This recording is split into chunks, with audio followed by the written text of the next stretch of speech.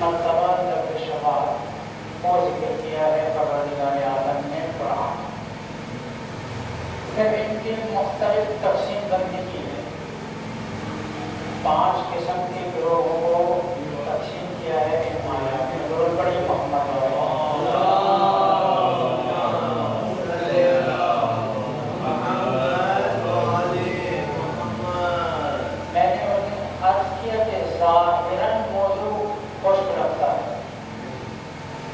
لیکن اگر اس موضوع کی معنویت، اس کی حقیقت، اس کی ماہیت، اس کی کیفیت کی طرف اگر انسان غور و فکر کرے تو بہت ہی اہمیت والا موضوع ہے. کیونکہ ہمارے ذہن میں جو چیز ہے وہ الگ ہے. ہم جو سو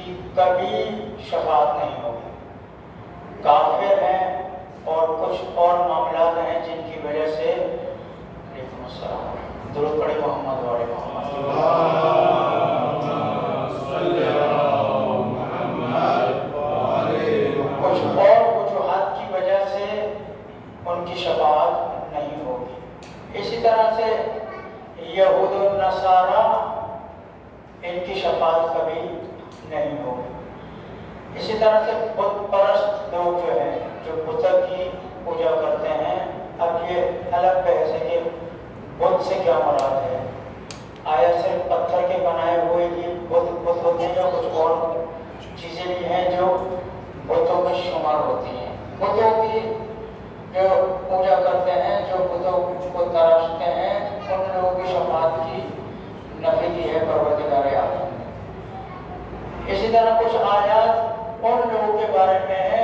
حقیقی شفاعت رکھنے والے ہیں کہ جو خود بھی ان کی شفاعت کی جائے گی اور یہ خود بھی صلاحیت رکھیں گے کہ دوسرے لوگوں کی شفاعت کر سکیں گے۔ پہلے وہ گروہ کہ جس کی مطلقاً شفاعت کی نفی کی گئی ہے کہ کوئی شفاعت نہیں ہے ان کے لیے، ہر کس کا بھی شفاعت نہیں ہوگی۔ وہ کون لوگ ہیں؟ وہ کافر ہیں۔ اسی طرح سے آیت میں وہ لوگ جو خدا سے تجارت نہیں کرتے، جو لین دین پروردگار عالم سے نہیں کرتے، ان کے بارے میں کہہ رہے ہیں کہ ان کی شفاعت نہیں ہوگی۔ اسی طرح سے دوست، یا ایھا الذین آمنوا انفقوا مما رزقناکم، اے ایمان لانے والوں، دیکھیں ایمان لانے والوں سے خطاب ہو رہا ہے، خطاب کسی عام انسان سے نہیں ہے، خطاب ہے ایمان لانے والوں سے کہ اے ایمان لانے والوں انفقوا، خرچ کرو، اللہ کی راہ میں دو، کیا چیز؟ مما رزقناکم، اس رزق میں سے دو جو ہم نے تمہیں عطا کیا ہے۔ آپ الفاظ کی لطافت دیکھ رہے ہیں، کس رزق میں سے دو؟ اس رزق میں سے انفاق کرو کہ جو ہم نے تمہیں عطا کیا۔ اچھا، یہاں پر جب انفاق کی بات آتی ہے تو ایک چیز ذہن میں آتی ہے، وہ چیز کیا ذہن میں آتی ہے کہ اپنے لیے باتیں کر رہے ہیں۔ عموماً جیسے ماحول بھی ہے ہمارے ہاں، جو سلسلہ بنا کے دیا گیا ہے، جو مس یوز کرتے بھی ہیں لوگ، تو اس کی وجہ سے اکثر یہی کہا جاتا ہے کہ جب خرچ کرنے کی بات کرو تو شاید مولانا اپنے لیے بات کر رہے ہیں، لیکن یہاں خرچ، یہ جو انفاق ہے، یہ کیا چیز ہے؟ انفاق کا مطلب کیا ہے؟ انفاق کا مطلب آیا مال و دولت ہے صرف کہ مال و دولت خرچ کرو؟ وہ الگ بات ہے کہ لے آئے، ایک حصہ ضرور ہے، ایک مال و دولت جز ضرور ہے انفاق کا، لیکن کل انفاق یہ نہیں ہے کہ ہم انفاق کو لا کر خرچ کرنے کو، جب بات آتی ہے اللہ کی راہ میں دو تو اس کو لا کر کے مال و دولت میں سمیٹ دیتے ہیں کہ صرف یہی ہے ایک چیز۔ انفاق کا معنی صرف مال و دولت نہیں ہے۔ اچھا، صرف مال و دولت نہیں تو پھر کیا معنی ہے بھائی انفاق کا؟ کہ پروردگار عالم کہہ رہے ہیں انفقوا، حکم دے رہا ہے انفقوا، انفاق کرو۔ کس چیز کی انفاق کریں؟ یہ انفاق کرنے والی چیز کیا ہے؟ مطلب کیا ہے یہاں کہنے کا پروردگار عالم کہ انفاق کرو؟ یا کہیں بھی لفظ انفاق آتا ہے، اس سے مراد کیا ہے؟ اس سے مراد یہ ہے کہ وہ تمام نعمتیں جو پروردگار عالم نے تمہیں عطا کی ہیں، جب خدا کو، اسلام کو ضرورت پڑے وہ اللہ کی راہ میں دے دو۔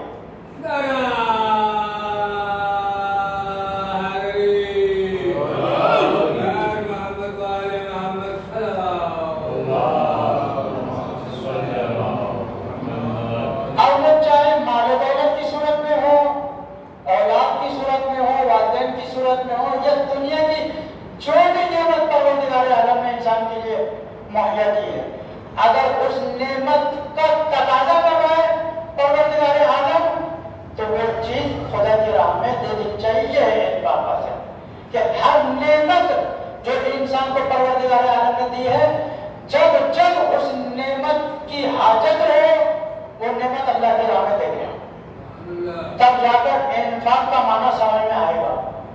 اچھا، انفاق کرو، کس چیز میں سے انفاق کریں؟ دوسرا مسئلہ مما رزقناکم، دیکھو یہ خیال میں نہ رہے ہم تم سے نہیں مانگ رہے تمہارا، اگر تم سے تمہارا مانگتے تو پتہ نہیں کیا حال ہوگا، تم ہمارے دیے ہوئے میں ہی کنجوسی کرتے ہو تو اپنے میں کیا کام کرتے ہو؟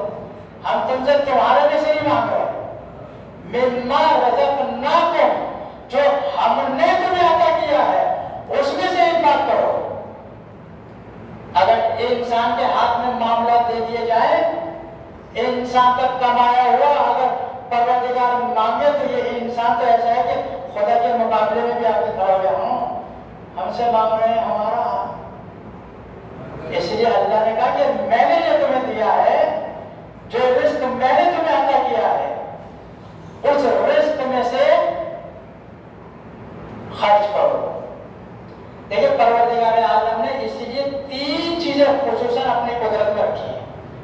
کیونکہ پروردگار عالم جانتا ہے کہ انسان کی جب تخلیق کر رہا ہے تو جانتا ہے کہ یہ انسان کیا کرے گا دنیا میں جا کر. اس لیے 3 چیزیں پروردگار عالم نے خصوصی اپنے قدرت میں رکھی ہیں. پہلی چیز موت، کہ موت پروردگار عالم کے علاوہ کسی کے ہاتھ میں. اور امیر المومنین علیہ الصلوۃ والسلام کی درود پڑھی محمد و آل محمد کی یاد پر.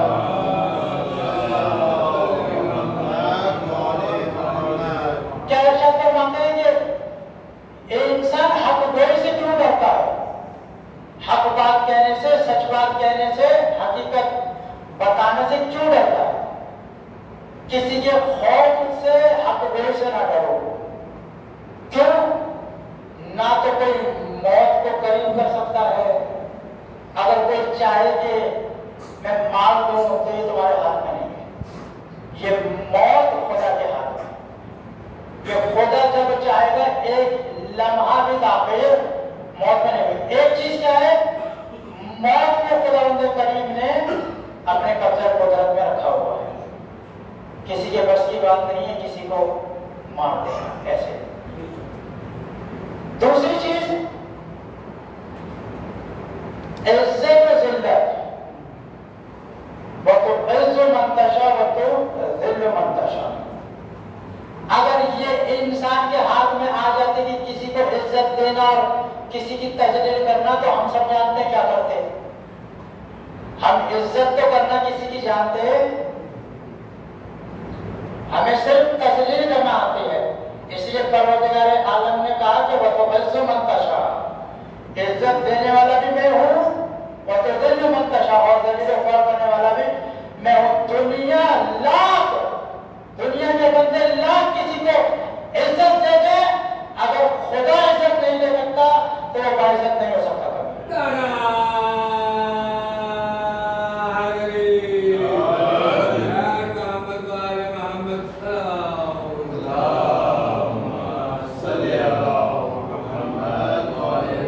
اسی طرح اگر انسان چاہے کہ کسی کو ذلیل و رسوا کر دے تو جتنا چاہے کرتا ہے.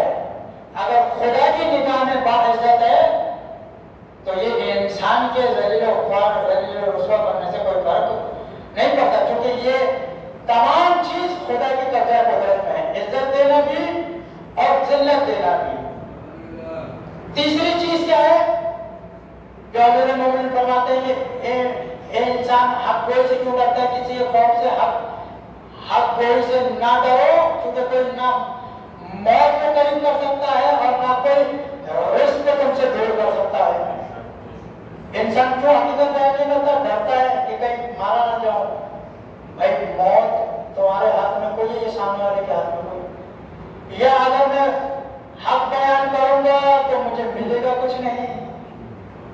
بھائی ملے گا کچھ نہیں، یہ تمہاری حیثیت کیا ہے کہ تم کہو کہ مجھے کہیں سے مل جائے. یہ رزق پروردگار عالم کے ہاتھ میں ہے. یہ رزق کا شعبہ قبضہ قدرت خداوندی میں ہے. اچھا بتائیے، اگر یہ رزق کی تقسیم انسان کے ہاتھ میں آ جائے تو انسان دینے والا تو نہیں ہے. آج کل کا انسان جو ہے، گزشتہ ادوار کی، گزشتہ دور کی بات الگ ہے.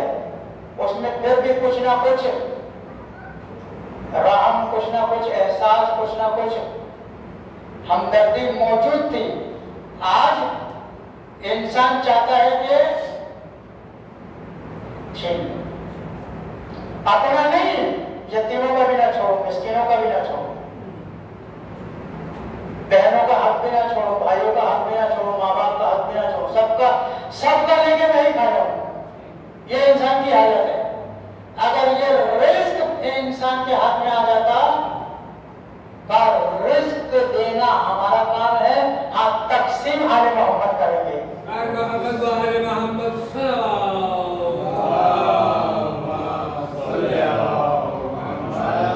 تو اسی لیے پروردگار عالم نے کہا کہ تمہارے رزق میں سے نہیں مانگ رہا ہوں میں جو انفاق کرنے کو کہہ رہا ہوں کہ تمہارے میں سے نہیں ہے. تمہاری حیثیت کیا ہے؟ اولکم نطفہ و آخرکم جیفا. میں پہلے بھی اس کا چکا ہوں شاید یہاں پر کہ تمہارا اول بھی نجس ہے، آخر بھی تمہارا نجس ہے جب اس دنیا سے جا رہے ہو، بلکہ آخر زیادہ نجس ہے. آپ دیکھیے جب انسان دنیا سے چلا جاتا ہے اگر غسل نہ دے تو اس سے پہلے جو بھی جلد کو ٹچ کرے وہ خود بھی نجس ہو جاتا ہے. ایسا نجس مردار ہے یہ کہ خود بھی نجس ہے اور اگر کوئی اس کی جلد کو ٹچ کر رہا ہے تو اس پہ بھی غسل مسمیت واجب ہو جاتا ہے. انسان کی یہ حیثیت ہے، لیکن انسان دنیا میں کیا سمجھتا ہے اپنے آپ کو کہ مجھ سے بڑا کوئی ہے تو میں ہوں. نعوذ باللہ، خدا بھی کچھ نہیں ہے اس انسان کے مقابلے میں. تو کس رزق میں سے تو ہمارے رزق میں سے ہم نے تمہیں عطا کیا ہے. یہ ساری چیزیں ہمارے عطا کی ہوئی ہیں، تم کیوں کر کر چلتے ہو؟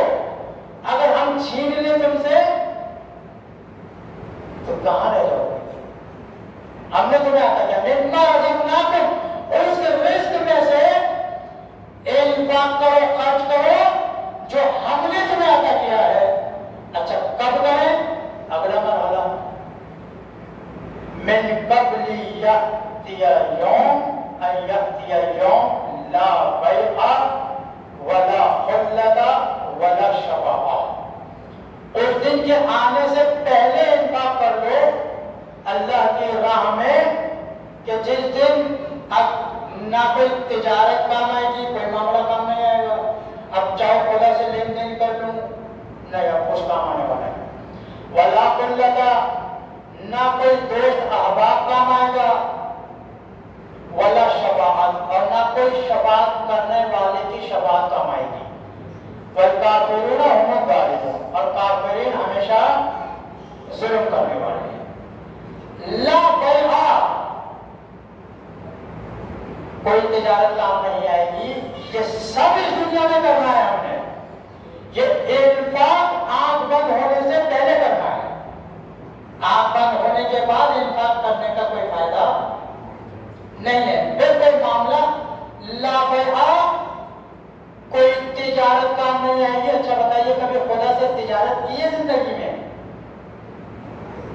کبھی معاملہ کیا ہے خدا سے؟ کبھی ذہن میں نہیں آیا تو معاملہ کہاں سے کریں گے؟ خدا سے معاملہ گیو اینڈ ٹیک، کچھ دو کچھ لو. ان تنصروا اللہ ینصرکم، تم ہماری مدد کرو ہم تمہاری مدد کریں گے. اور جب ہم تمہاری مدد کریں گے وَيُثَبِّتْ أَقْدَامَكُمْ، تمہیں ثابت قدم رکھ دیں گے. پھر یہ ہوا کے جھونکے تمہیں ادھر سے ادھر نہیں لے جائیں گے، پھر تم میرے تیر میں ثابت رہو گے. ہوتا ہے آج دیکھ لیجیے، ہوا چلتی ہے انسان ادھر، ہوا چلتی ہے وہاں. وجہ کیا ہے؟ یہ جو گیو اینڈ ٹیک ہے پروردگار عالم سے، یہ میں نے کبھی نہیں کیا. تجارت کرنے میں ڈرتا ہوں، میں اگر دے دوں یہ چیز تو میرا کیا ہوگا؟ اگر میں نے خود سے دے دیا تو میں کہاں سے کھاؤں گا؟ میں نے زکات دے دی تو میرا کیا ہوگا؟ میں نے صدقہ دے دیا تو میرا کیا ہوگا؟ میں نے کسی غریب کی مدد کر دی تو میں کہاں سے کھاؤں گا؟ یہ سب گیو اینڈ ٹیک ہے پروردگار عالم کے. جب میں یہ کرتا نہیں ہوں تو مشکلات میں رہتا ہوں. کیوں نہیں کرتا؟ وجہ کیا ہے؟ خوف کس چیز کا ہے؟ چونکہ توکل نہیں ہے، بھروسہ نہیں ہے اس پروردگار عالم. آپ ملاحظہ کیجیے، ہم اپنی زندگی میں ملاحظہ کریں کتنا بھروسہ کرتے ہیں خدا پہ؟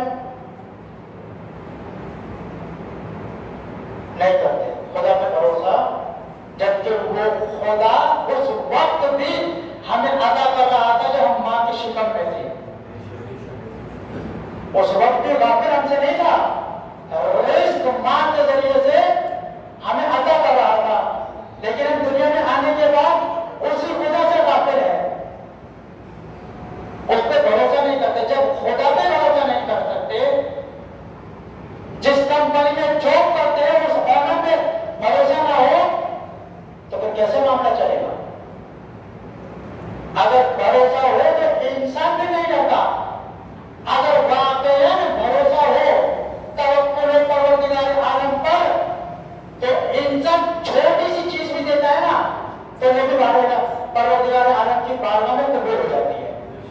مثال دے دوں آپ کو،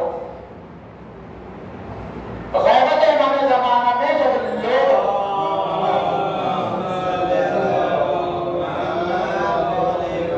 غیبت صغرا میں جب لوگ اپنے اموال وکلا کے پاس لاتے تھے، جو نائب خاص تھے آئمہ کے، اپنے زکوٰۃ، اپنے خمس، اپنے صدقات، بڑی بڑی چیزیں، بڑی بڑی اشیاء، بڑے مال و دولت، ایک سے بڑھ کر ایک چیز امام کی خدمت میں بھیجا کرتے تھے۔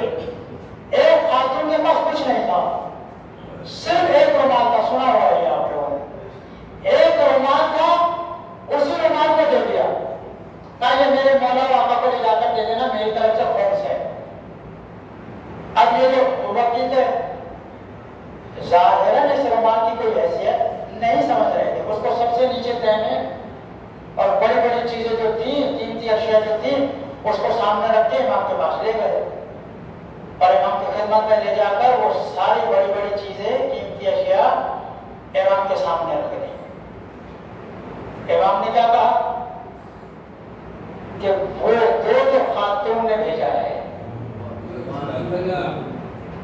یہ نہیں چاہیے، وہ جو اس نے بھیجا ہے، کیونکہ اس نے ہم پر بھروسہ کر کے بھیجا ہے، اس نے نیت اخلاص کے ساتھ بھیجا ہے، تو لہذا ہمیں مقدار کوانٹٹی کا کوئی معیار نہیں ہے، معیار ہے اخلاص، معیار ہے نیت۔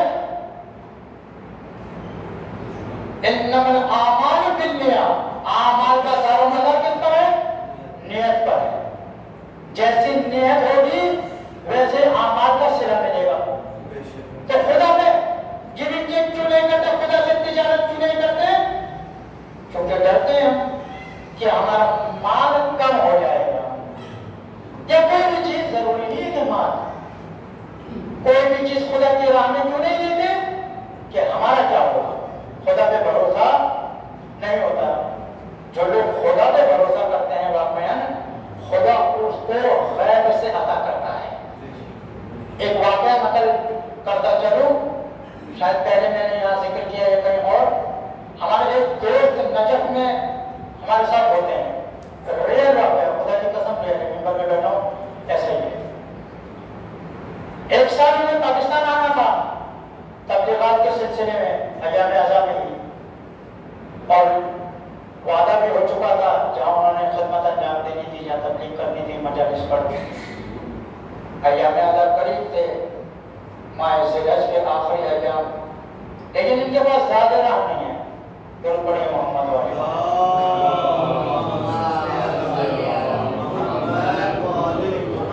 زیادہ راہ نہیں ہے، سفر کا کے اخراجات نہیں ہے کہ کیسے سفر کریں، اور اس کے علاوہ ظاہر ہے جو فیملی کو وہاں چھوڑ کر آئیں گے ان کو بھی اخراجات کی ضرورت ہوگی، ان کو بھی دینا ہے۔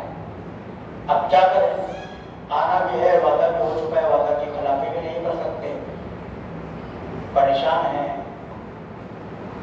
کہاں جائیں، کس کے دروازے پر جائیں۔ یہ مشکل بات نہ تھا، واقعہ یہ جو مشکلات آتی ہیں پروردگار عالم اپنی طرف کھینچتا ہے مشکل سے کہ آ جاؤ میری طرف ابھی۔ یہ بھی ایک نعمت ہے بعض مرتبہ کہ خدا اپنی طرف متوجہ کر، کم از کم بندہ کم از کم پریشانی میں تو خدا کو یاد کرتا ہے نا۔ خدا کہتا ہے اسی پریشانی کے عالم میں آ جاؤ، میں تمہیں قبول کر لیتا ہوں، تم آؤ تو صحیح، میں تمہارے انتظار میں ہوں، تم نہیں آ رہے، میری طرف سے مشکل نہیں ہے، پریشان ہے، کیا کریں؟ ظاہر ہے امیر نجف کی سرزمین پر ہیں تو وہیں جائیں گے، خدا کے ولی کے پاس امیر المومنین کی خدمت میں چلے گئے۔ بابر دل وہ جو حلال مشاکل ہے، جو مشکلوں کو حل کرتا ہے، ان کی بارگاہ میں چلے گئے۔ امیر المومنین علی بن ابی طالب کے حرم میں بیٹھے ہوئے ہیں، کیا کریں مولا آپ ہیں، سمجھ میں نہیں آ رہا کیا کریں، جانا ہے، کچھ ہے بھی نہیں ہاتھ میں۔ اللہ کے ولی کے دربار میں بیٹھ کر اللہ نے مدد کی ہے۔ کیسے؟ ذہن میں آیا کہ سنا ہے کہ خدا سے تجارت بھی کی جاتی ہے، خدا سے گیونگ ٹیک بھی کیا جاتا ہے. جیب میں صرف 10,000 دینار ہے. جو لوگ کربلا گئے ہیں وہ سمجھتے ہیں 10,000 دینار کی کیا حیثیت ہے. آج کی کرنسی کے مطابق 2 سے 2,500 پاکستانی، اس سے زیادہ نہیں ہے. بہت زیادہ بھی اگر کھینچی تانی بھی مختلف شاپ پر جا کے کہیں گے تو اس سے زیادہ نہیں ہے. 2 سے 2,500 دینار پاکستانی روپیز اور 10,000 دینار ان کے پاس جیب میں. کل سنا ہے کہ خدا سے تجارت کی جاتی ہے، خدا سے لین دین کیا جاتا ہے. یہ سنا ہی آج کر کے دیکھتے ہیں. وہ جو 10,000 دینار تھے وہ بھی اللہ کے ولی کے دربار میں ڈالتی. جب اللہ سے تجارت کر دی تو اللہ وعدہ خلافی نہیں کرتا. یہ خدا ہے، یہ انسان کوئی ہے کہ انسان اپنا کہے ہوئے سے مکر جائے. یہ خدا کا وعدہ ہے، تم ہمیں دو، ہم تمہیں ایسے ایسی جگہ سے عطا کریں گے تم سوچ بھی نہیں سکتے. ایسے ایسے دروازے تمہارے لیے، ایسے ایسے اسباب تمہارے لیے مہیا کر دیں گے کہ تمہارے رہنے کو بھی نہیں ہوگا. کہتے ہیں میں نے وہ 10,000 بھی امیر المومنین کے حرم میں جو باکس رکھے ہوئے ہیں ڈال دیے اور چلا آیا گھر. اب کہتے ہیں مجھے نہیں پتا میں کیسے آیا اور کیسے گیا. کم از کم 2 سال مجھے کسی مشکل میں نہیں ہوئی. وہ سال مالی حوالے سے مجھے کوئی مشکل نہیں ہوئی. یہ ہے اگر خدا پہ بھروسہ کرے. انسان اگر واقعی توکل کرے خدا پر اور خدا کی راہ میں جب خدا ترک کرے اور صرف ترک نہ کرے، ایسے بھی دے دے دیکھے تو دیکھے کبھی. صدقہ سوائے موت کے ہر چیز کو ڈال دیتا ہے، ہر پریشانی کو. ضروری نہیں ہے عمر کی کوئی صدقہ نہیں. بہت سارے لوگ ہیں درود پڑھیے محمد والے محمد.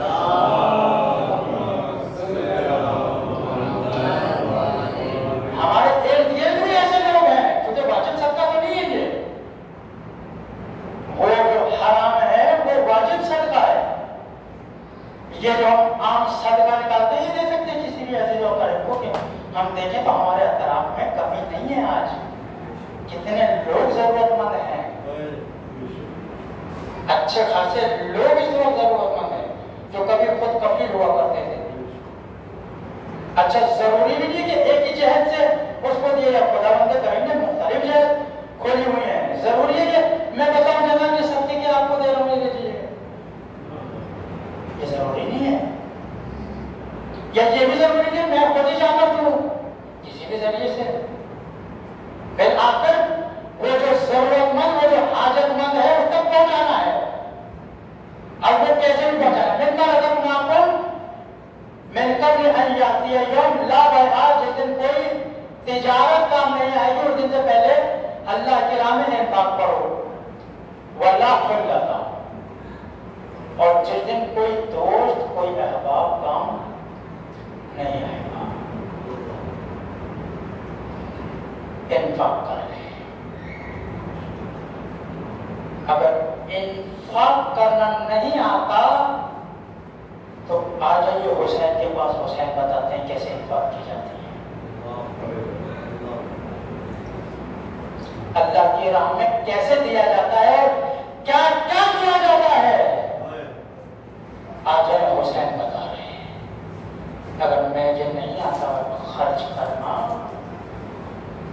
تو حسین نے 6 ماہ کا دے کر بھی بتا دیا کہ دیکھو ایسے بھی دیا جاتا ہے.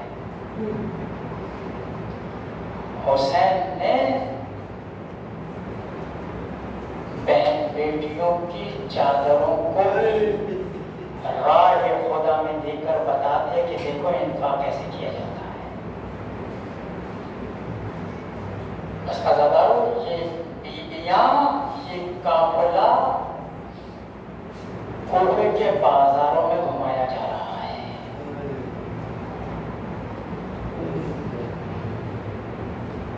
کس حالت میں ہے اللہ جانے.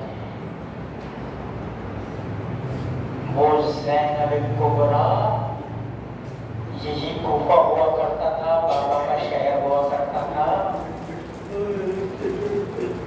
مجال نہیں ہے کہ زینب کی طرف کوئی آپ کچھ ہی زینب کو کوفے کے بازاروں میں بے مقنا اور چادر گھمایا جا رہا ہے. اجرکم اللہ. اگر ایک محمد تھا مسلم نامی قصر امارہ میں یزید ابن زیاد کے دربار میں کام کر رہا تھا, تعمیری کام کر رہا تھا. اس نے سنا کہ کوئی شور و غل کی آوازیں آ رہی ہیں. حضرت سنے کہ جیسے اس نے شور و غل کی آوازیں سنی نا تو فوراً معلوم کرایا کہ دیکھو بتاؤ یہ شور و غل کیسا ہے, یہ شور کیسا ہے. حضرت اس نے معلوم کرایا, اس کو بتایا گیا کہ یہ وہ اسیران کا قافلہ آ رہا ہے جو کربلا میں جس کے جوانوں کو قتل کر دیا گیا, جس کے بوڑھوں کو قتل کر دیا گیا, وہ اسیر کوفے میں آ رہے ہیں. ہاں عزادارو, اس نے سنا بتاؤ یہ قافلہ کس کا ہے. بتایا گیا کہ یہ قافلہ حسین ابن علی کے خاندان کا ہے. ہاں عزادارو, یہ مسلم کہتا ہے جیسے ہی میں نے حسین کا نام سنا, چونکہ دربار ابن زیاد تھا, میں سامنے تو کچھ نہ کر سکا, لیکن اپنے آپ کو کچھ دربار سے ایک طرف لے گیا اور اپنے منہ پر زوردار تماچے مارنے لگا. امام جی بتا میرے بابا آقا کو کربلا میں شہید کر دیا گیا. اجرکم اللہ. بس عزادار ہو, یہ کوفے کے بازار میں آتا ہے, کیا دیکھتا ہے کہ کوفی تماشائی بنے ہوئے ہیں, آل محمد کا تماشا دیکھ رہے ہیں اور ایک کام کر رہے ہیں. کوئی نام دیکھتا ہے, کوئی بزرگ دیکھتا ہے کہ ان غسارہ کو کوئی بنا دے دو. عزادار ہو, جب ادھر سے کوئی چیز بھیجی جاتی تھی, ادھر سے علی کی بیٹی ام کلثوم وہ نال وہ کھجور لے کر وہ حافظ بھیج دیا کرتی تھی. اے لعینو, اے کوفیو, تمہیں نہیں پتا سجدہ اب آل محمد پر حرام ہے. اجرکم اللہ. بس عزادارو, یہ مسلم آگے بڑھتا ہے, کہتا ہے میں نے دیکھا ایک لاغر, ایک ضعیف جوان